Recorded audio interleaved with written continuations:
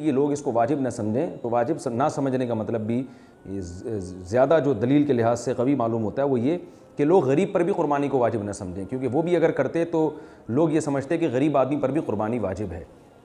بہرحال جو حضرات قربانی کے واجب ہونے کے قائل نہیں ہیں، سنت مؤکدہ تو بہرحال وہ مانتے ہی ہیں، اور سنت مؤکدہ بھی ایک اہم سنت ہوتی ہے، ایسی سنت جس کا ترک کرنے والا قابل ملامت ہوتا ہے، اس لیے بڑھ چڑھ کے حصہ لینا چاہیے۔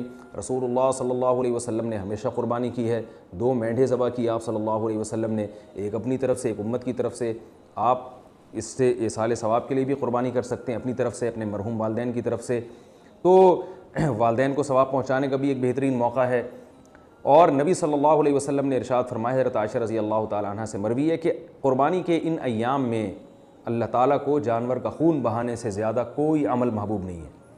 اب دیکھیے، بقرعید کا دن شروع ہونے سے پہلے آپ اگر قربانی کریں گے وہ قبول نہیں ہوگی، اور عید کے تیسرے دن جب سورج غروب ہوتا ہے اس کے بعد آپ قربانی کریں گے تو قبول نہیں ہوگی۔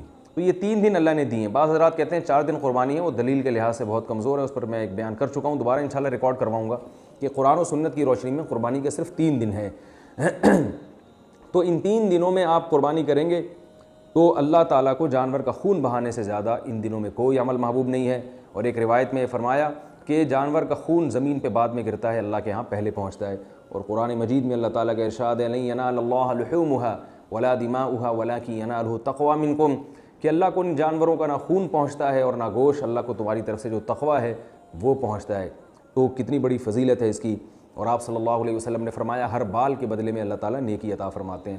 اور بڑی زبردست بات یہ ہے کہ جب آپ جانور قربان کرتے ہیں وہ اللہ کی ملکیت میں داخل ہو جاتا ہے، یہی وجہ ہے کہ اس کے گوشت کا بیچنا جائز نہیں ہے، اگر بیچ دیا تو قیمت صدقہ کرنی پڑے گی، حتیٰ کہ قربانی کے جانور کی رسی بھی آپ فروخت نہیں کر سکتے، اگر آپ نے فروخت کر دیا تو قیمت کو صدقہ کرنا پڑے گا۔ یہ سب اس بات کی علامتیں ہیں کہ جب آپ نے جانور ذبح کر دیا اللہ کے لیے تو اللہ کی ملکیت میں چلا گیا۔ ویسے بھی سب چیزیں اللہ کی ملکیت میں ہیں، لیکن ظاہری طور پر اللہ نے ہماری ملکیت فرض کی ہوئی ہے کہ چلو تم سمجھو کہ تمہاری ملکیت ہے، لیکن قربانی ہر لحاظ سے اللہ کی ملکیت میں وہ جانور چلا جاتا ہے۔ پھر اللہ ہمیں اجازت دیتے ہیں کہ میری طرف سے دعوت ہے، تم اس کو کھا سکتے ہو۔ اسی وجہ سے بقرعید کے دنوں میں روزے کو حرام قرار دے دیا گیا کہ یہ اللہ کی دعوت سے اعراض ہے، اس لیے اس میں بڑھ چڑھ کے حصہ لینا چاہیے، جانور کو قربان کرنا چاہیے۔ اور ایک بہت اہم یعنی مسئلہ یہ بھی ہے کہ قربانی چونکہ ایک عبادت ہے تو اس کو عبادت والا ہی طور جب گرتا ہے، ذبح کر رہے ہوتے ہیں، کھیل تماشا ہو رہا ہوتا ہے، سیڑھیاں بجا رہے ہیں، یہ بالکل غلط ہے۔ اس عمل کو سنجیدگی سے کرنا چاہیے۔ جانور کے گلے پر جب چھری پھیری جائے تو اللہ کا نام لیا جائے اور اس وقت ذکر کیا جائے۔ اور قربانی کے موٹے موٹے چند احکام بیان کر دیتا ہوں، مسائل کا سیشن میں یہ احکام تو ویسے چلتے ہی رہیں گے، جو ہمارا دوسرا چینل ہے اس پہ آتے رہیں گے، لیکن جو موٹے موٹے احکام ہیں، نمبر 1 کہ جانور کو راحت پہنچانے کا حکم ہے۔ بعض لوگ جانور کو لٹانے کے بعد چھری تیز کر رہے ہوتے ہیں، یہ چھری آپ پہلے سے تیز کر لیں۔ دوسری بات یہ ہے کہ جانور کی 4 رگیں کٹ جائیں اس کو چھوڑ دیں۔ آج کل قصائیوں کے پاس ٹائم نہیں ہوتا، وہ اندر گلے میں چھری مار کے اس کے نرخرے میں جو ہے نا وہ چھری مارتے ہیں تاکہ جانور جلدی ٹھنڈا ہو جائے۔ یہ عمل خلاف سنت ہے، ذبح کا یہ شرعی طریقہ نہیں ہے۔ قصائیوں کو کنٹرول کریں، ان کو بتائیں کہ بس 4 رگیں کاٹ دی چھوڑ دیا، تاکہ جانور کا خون اچھی طرح سے نکل جائے اور اس کا گوشت جو ہے وہ خون سے پاک ہو جائے۔ اس چیز کا خیال کرنا چاہیے۔ باقی جو مسائل ہیں، اچھا ایک بہت اہم مسئلہ یہ بھی ہے کہ اگر آپ کو یقین ہے کہ 7 آدمیوں میں، جو جانور میں 7 آدمی شریک ہیں، ان میں سے کوئی ایک ایسا ہے جس کی آمدن حرام ہے، تو یاد رکھیے پھر باقی بھی کسی کی قربانی نہیں ہوگی اور گوشت کھانا بھی جائز نہیں ہوگا۔ اور ایک اہم مسئلہ یہ بھی ہے کہ قربانی کے جانور کا جب گوشت 7 حصوں میں ڈیوائیڈ کرتے ہیں آپ، تو اس کو تول کے تقسیم کرنا ضروری ہے، کیونکہ گوشت سودی اموال میں سے اندازے سے تقسیم نہیں کر سکتے۔ اندازے سے اگر آپ تقسیم کرنا چاہتے ہیں تو 7 ڈھیریوں میں کچھ تھوڑی سی کلیجی ملا دی جائے، جنس تبدیل ہونے سے پھر سودی حکام اس پہ لاگو نہیں ہوتے۔